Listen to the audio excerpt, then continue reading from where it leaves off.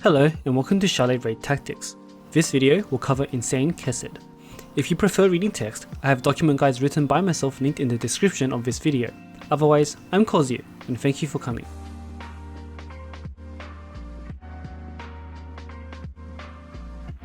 Before we start, this video assumes you are already familiar with the raid on Extreme and below. To keep this video succinct, I will only discuss the differences between the lower difficulties and Insane. Chesed's changes are few in number, but one of them is significant enough to dramatically slow down the pace of the fight. As a result, you are much more likely to see Chesed's mechanics, exposing your students to a lot more danger than they would normally face in lower difficulties. Before we get to that change, let's go over the less dramatic ones. Chesed has Explosive, aka Red damage. This removes from play all red armor tanks and makes red armor DPS very difficult to keep alive. But it is still fine if you have sufficient healing or wave clear. Another small change is that they have removed the random spawns in Phase 2.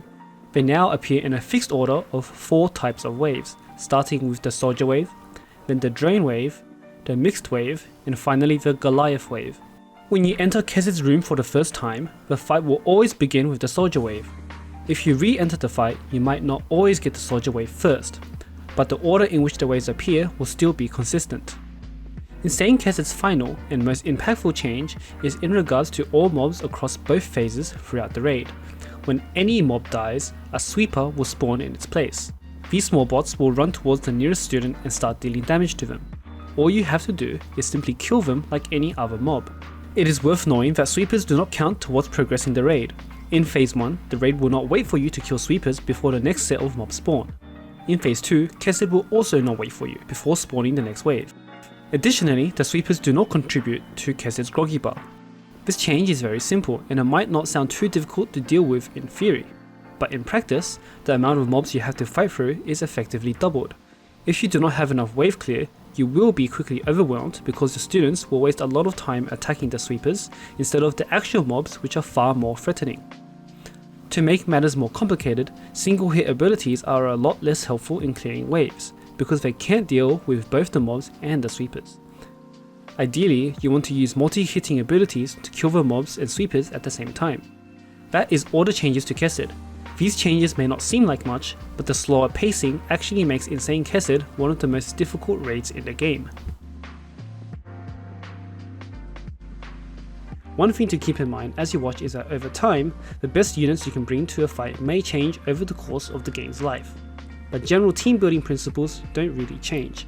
Thus, I recommend you pay attention to the roles you have to fill out on the team rather than the units themselves.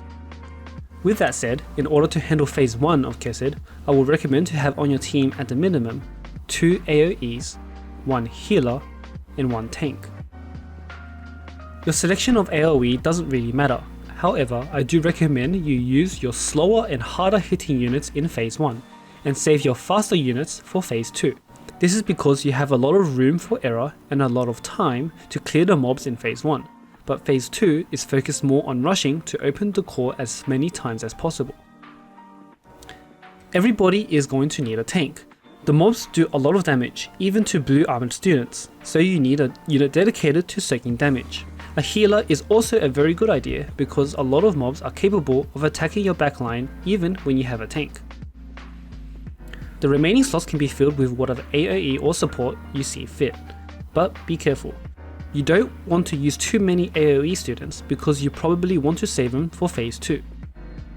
For Phase 2, you're probably going to have to bring 2 AoE, 2 burst damage dealers, and 1 tank.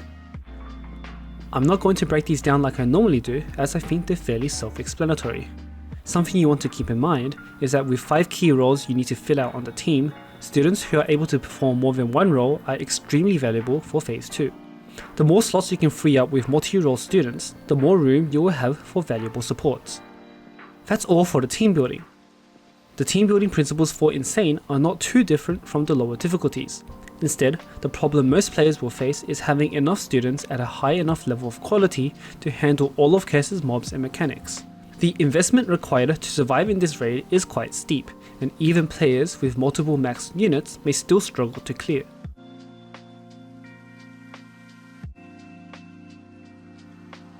Unfortunately, there are no fancy in-game strategies to make this raid easier, or at least there are no new strategies unique to Insane. The retreat strategy deserves a quick honourable mention. This is where you retire your Phase 1 team partway through Phase 2. This could be done in Extreme and below, but it was entirely optional. In Insane, however, opening the core on your first mobbing team can completely ruin your run. With the addition of sweepers, your bossing team may struggle to open the core enough times to kill it. Therefore, retiring the first team after the third wave and before the fourth wave will give you the highest chance to kill Chesed, as it maximizes the time your bossing team spends attacking the exposed core. This ends the Chesed Insane guide. In my opinion, Chesed is... well, good luck and have fun.